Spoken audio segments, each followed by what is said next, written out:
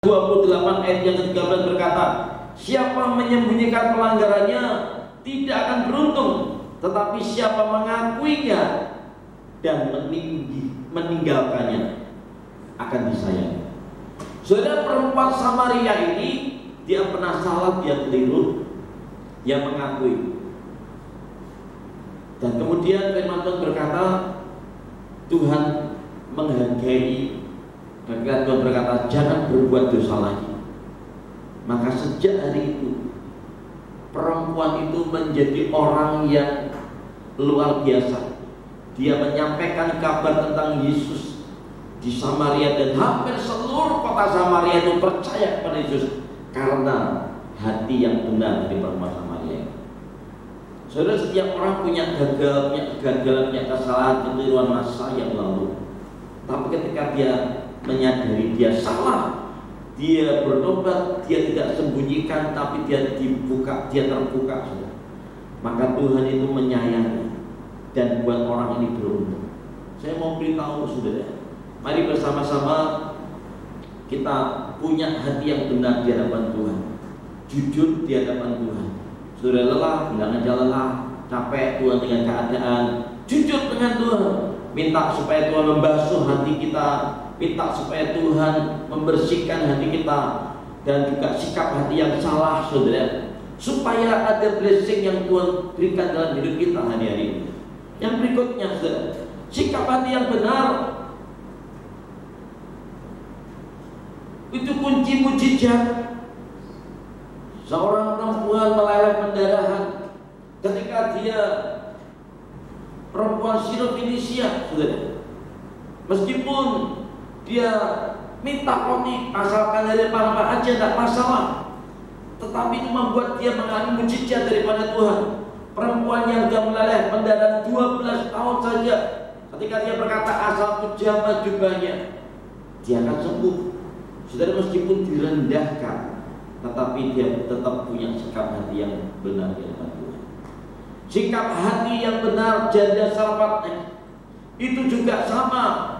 Sikap hati yang benar janda Imam itu juga sama.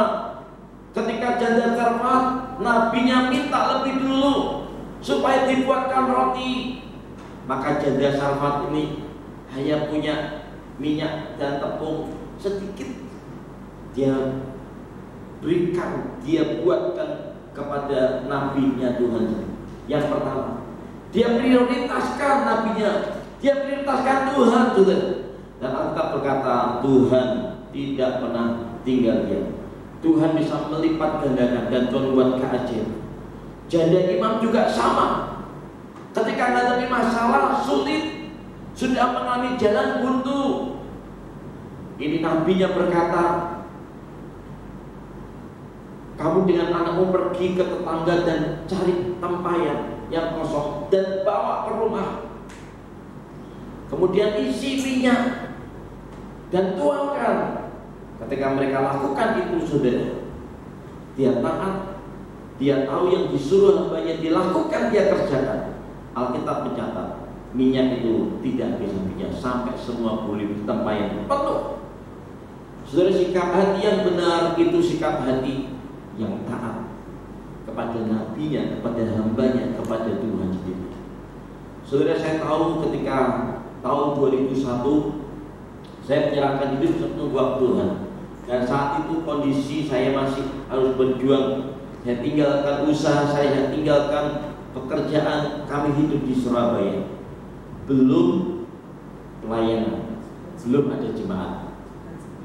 2199 kami tinggalkan kota Madiun, dan Tuhan uji hati saya, apakah saya betul-betul melayani Tuhan ataukah saya hanya untuk meningkatkan taraf hidup, sekolah Alkitab supaya lebih baik. Tuhan uji saya. Kemudian selesai tahun 2001, saya ingat Elsa, anak saya yang pertama, sakit gondong. Kemudian nular ke adiknya Elma. Saya tidak bisa bawa mereka ke rumah sakit, ke dokter. Saya nggak punya uang sama sekali. Tidak ada. Bahasa lainnya, bahasa orang Gresik bilang babar belas gak duit. Sama sekali. Dan hari-hari itu saya masih ingat. Saya berdoa dan kemudian tiba-tiba saya minta tolong, kan dekat dengan gereja. Saya berkata kepada teman saya, bisa tidak saya dibantu? Apa Pak? Saya jual jam tangan saya. Lu buat apa? Saya harus bawa anak saya pergi ke rumah sakit. Loh kenapa? Sakit. Karena rumahnya dekat. Akhirnya saya ngajak ke rumah dan kemudian tidak berapa lama sudah dia panggil, dia kembali ke kantor dan dia cerita tidak berapa lama satpam security dari itu datang bawa 1 karung. Kemudian saya dipanggil oleh pemimpin saya dan dia berkata, sudah, kalau kamu memang betul-betul melayani Tuhan satu waktu, jangan takut mati. Kalau memang seandainya mati, itu ngomong sungguhan, sudah selesai tugas. Itu hari-hari buat saya tidak mudah, tidak gampang. Ya, buat saya tidak mudah. Saya harus nyantepin bagaimana anak saya sudah gondongan, saudara, gondok, gitu ya. Yang kedua juga sudah mulai kena, tidak ada uang sama sekali. Dan itu uang yang terakhir. Sudah dipepet, istilahnya orang bilang mepet tembok, mentok, saudara. Tapi Tuhan berkata, punya sikap hati yang benar.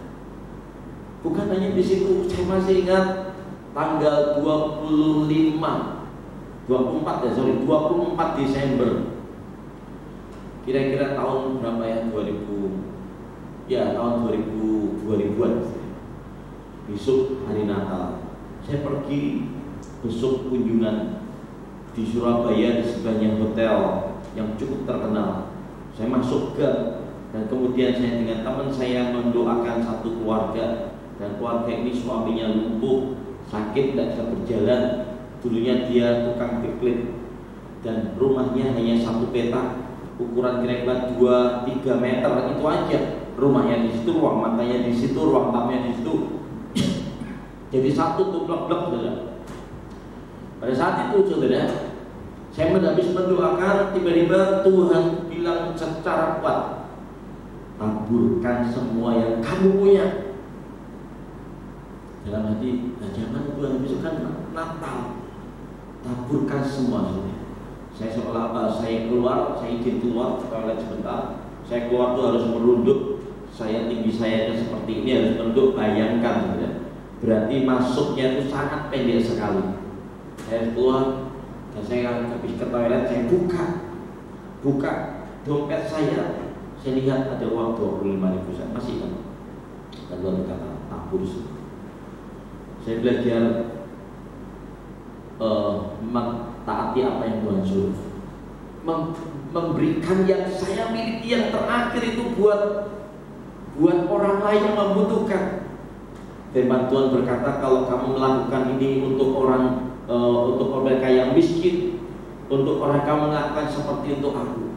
Saya lakukan itu, dan ketika saya tabur, saya bilang kepada istri saya, sudah ada uang, besok Natal kita mengucap syukur. Habis Natalan, dia sudah mengucap syukur. Seperti biasanya kalau Natal, gereja kami dulu di pusat cari jiwa, bawa jiwa. Saya bawa jiwa waktu itu ada 2-3, semuanya narkoba, mantan narkoba. Yang satu keluarga adik kakak kena narkoba. Saya jemput, rumahnya di daerah mana ini? Surabaya di situ. Aduh saya lupa ya, bukan.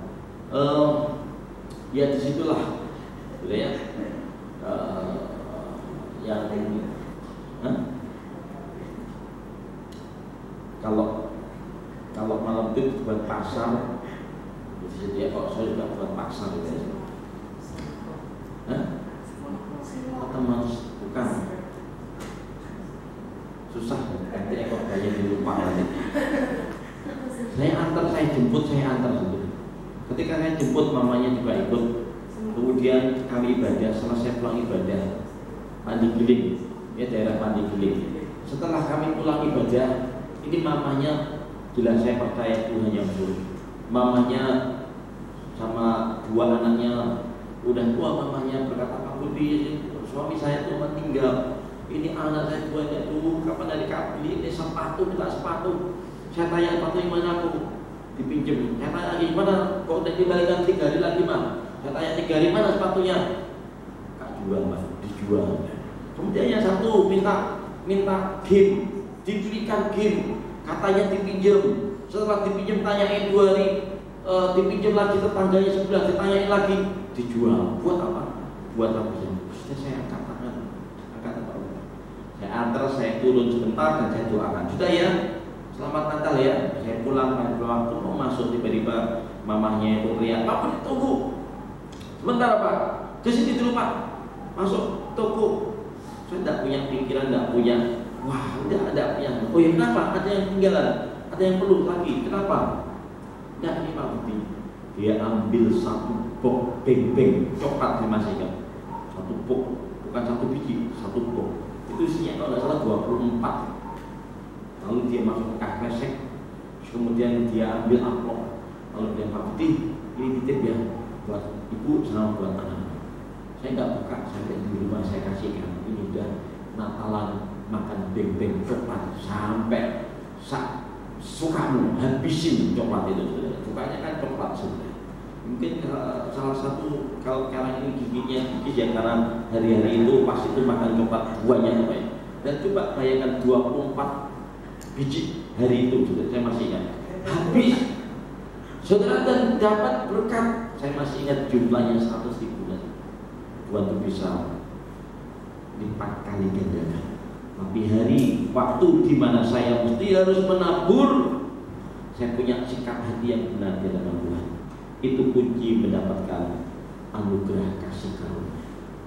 Saudara, saya mau tutup dengan sebuah kesaksian.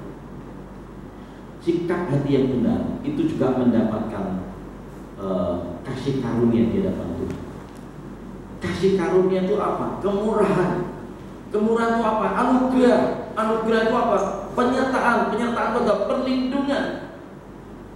Saudara, satu kali kami ikut acara retreat, dan waktu itu kami kami adalah peserta subsidi. Jadi misalkan satu orang bayar 1 juta, saya cuma bayar 500, 50%.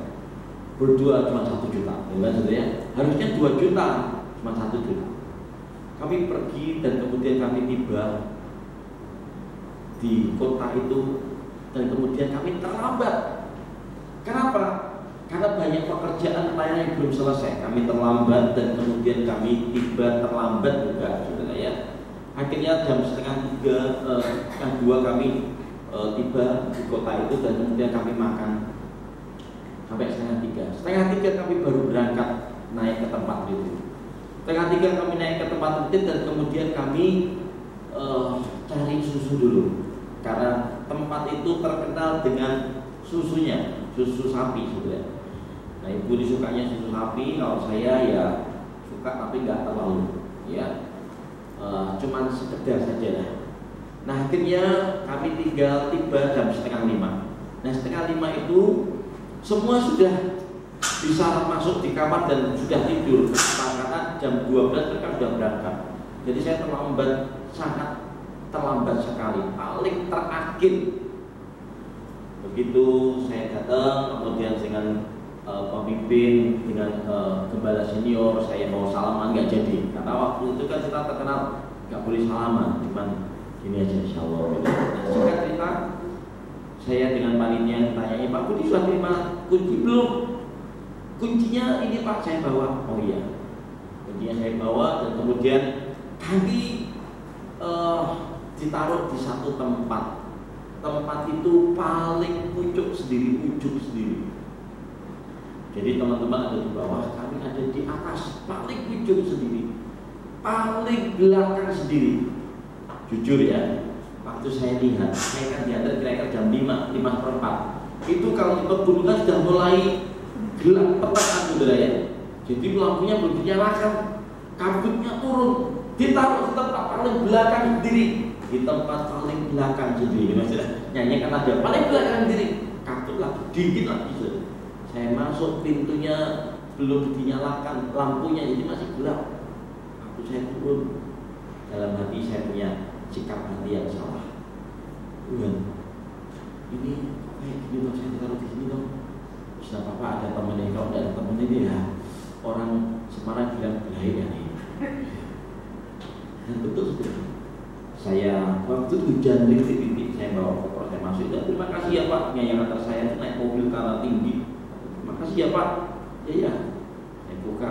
Begitu saya masuk, agak gak enak ya, suasananya itu gak enak gitu. Saya harus doa, saya bersihkan semuanya. Kemudian saya masuk di kamar mandi.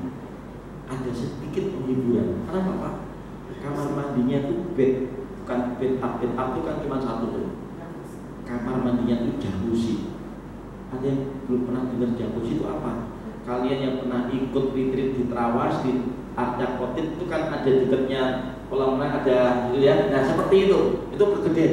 Ini yang untuk 2-3 orang ya, 2 orang ya, suami istri.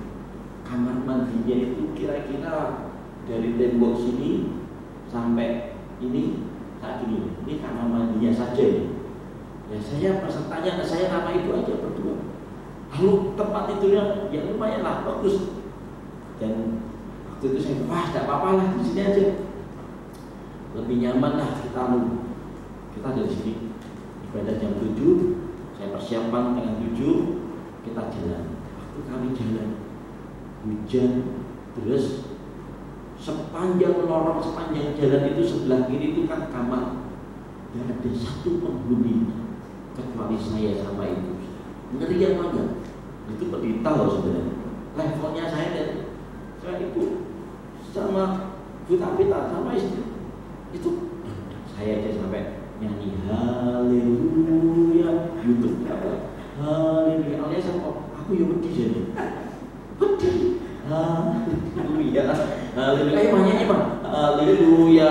Itu jalan kaki dari ujung masuk Siwalan itu sampai sini loh, jauh saudara, lebih sana lagi mana itu pasar Kepatian dan jalan di pegunungan itu naik turun juga. Sampai di situ kita bisa ibadah dan sebagainya. Singkat cerita, itu pulang pun juga sama. Paling aduh dewi. Jadi setiap kali sesi mesti aku yang paling lambat sudah. Semua sudah nyanyi pujian, bahkan Mas Firman saya baru datang. Duduk yang depan. Duduk di depan sudah. Ada teman dari Jogja. Bapak Ibu kok saya lihat setiap ngaji kok lambat.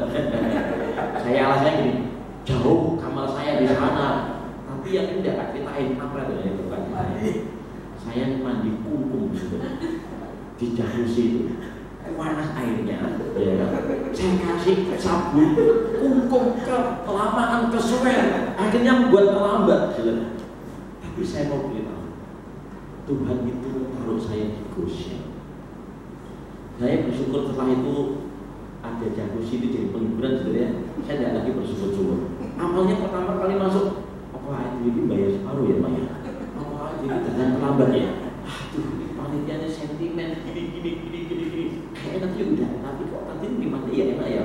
Malah kopernya mau dibawain, ya koper dibawain. Kalau dia mau bawa koper sekali kasih gendong aku sekalian gitu ya.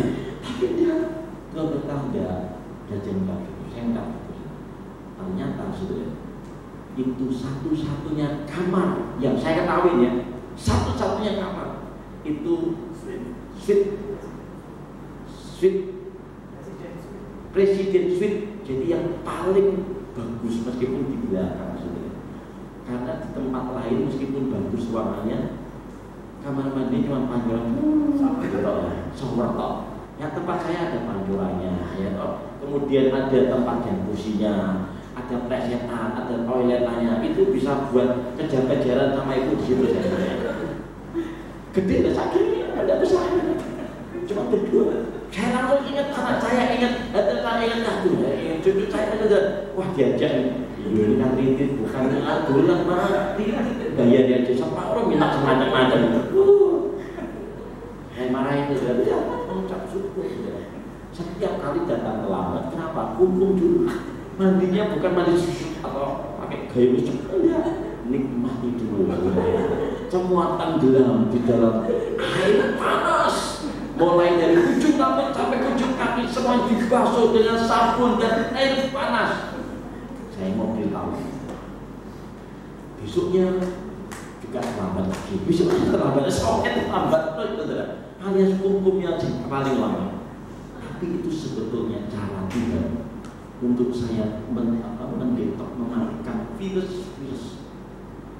Saudara, hari-hari itu nggak bisa dipungkiri lagi kan, itu salah satu klaster yang penyebaran di Jawa Barat kena COVID-19. Kami tidak. Kenapa? Karena hari-hari itu kami mumpung air panas. Day by day, setiap sesi pasti terlambat. Ditanya sama saya, Pak kok terlambat? Jauh, kok terlambat? Baru cerita hukum dulu, bisa hukum lu ya ditunjuk lu apa kok nggak ada, cuma hancuran kok. Ya toh sikap hati kita itu menentukan kasih karunia daripada Tuhan. Saya mau bilang sebagian besar teman-teman karena sampai hari ini bahkan pemimpin kami juga meninggal, dan itu bukan yang kita tutupin, tapi sudah berita itu sudah viral kemana-mana. Saya renungkan Tuhan itu aja, sepertinya Tuhan taruh saya, taruh yang paling ujung, paling pojok, tidak kumpul sama teman-teman yang lainnya. Coba kalau kumpul lagi, kita nih kalau retreat kan sekali kumpul loh, jagung, ngopi sampai malam kan ngobrol loh. Apalagi saya ditawari durian, saya suka durian. Orang yang nawari durian sampai saat ini masih sakit, meskipun sudah dilepas. Tapi saya mau beritahu, kita diluputkan karena punya sikap hati yang benar, punya hati yang benar, punya sikap hati yang benar. Keadaan kok enak, ada orang yang menekan, ada orang yang menaruh kita seperti ini, berusaha membuat kita harus kok seperti ini. Belajar punya sikap hati yang benar. Sikap hati yang benar itu sudah syarat untuk kita terima kasih karunia dan dipakai oleh Tuhan. Saya bersyukur sebuah kesaksian yang ajaib. Teman-teman saya ceritain, gitu tuh Pak. Nah makanya saya sudah batin Bapak sampai Ibu setiap kali kok sesi kok mesti terlambat. Loh ternyata hukum. Tapi justru hukum itulah saudara, virusnya mati semuanya di situ. Amin. Amin. Dan saya bersyukur semua anugerah daripada Tuhan. Saya bersyukur kalau saya punya sikap hati yang enggak benar, saya itu menuntut bisa mana? Bisa. Saya minta panitia, Bu, saya minta pindah mana? Di situ sama teman-teman. Masuk di situ ternyata sempit kamarnya, kamar mandinya juga cuma shower aja. Setiap kali mesti tidak terlambat karena nggak hukum, sudah ketemu dengan banyak teman ngobrol, ceritanya lain. Kalau seperti itu, sudah saya bersyukur semua karena kebaikan daripada Tuhan. Amin. Tuhan berikan kami kekuatan, kesehatan sampai hari ini oleh anugerah Tuhan. Memang saat kami pulang tidak panas sama sekali, paling 36, 37 tidak panas. Ayah saudara, oleh anugerah Tuhan, virusnya mati di dalam nama Tuhan Yesus. Saya berdoa setiap kita semuanya punya sikap hati yang benar di dalam Tuhan, dan Tuhan mau pakai kita menjadi alat dalam rencana, masuk dalam rencananya. Mari sama-sama kita mau akhiri, kita mau berdiri.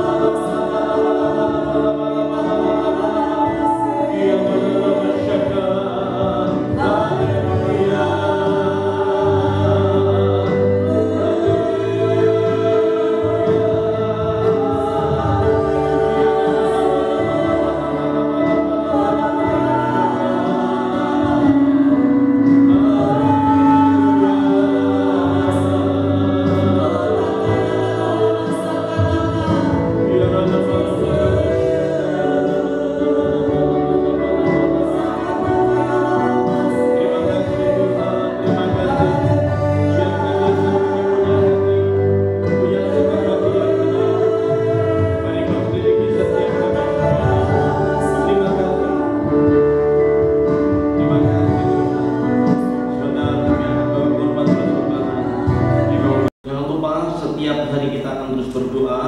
Cuman kalau hari Minggu kita off untuk doa malamnya. Dan besok pagi dimulai jam 5, jam 7, kemudian siang jam 1, jam 3, dan malamnya.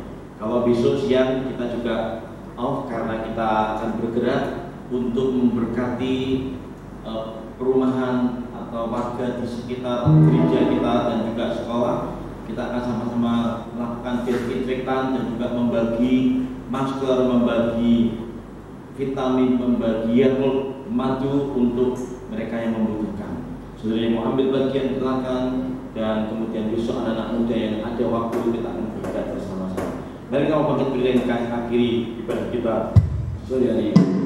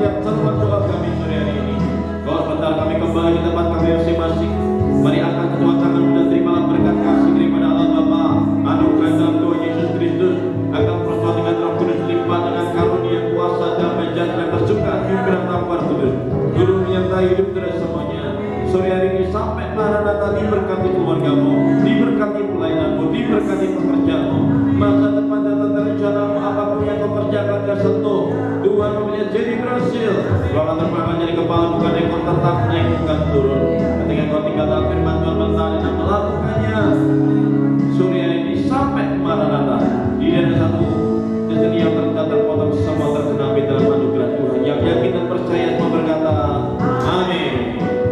Tuhan memberkati. Salam.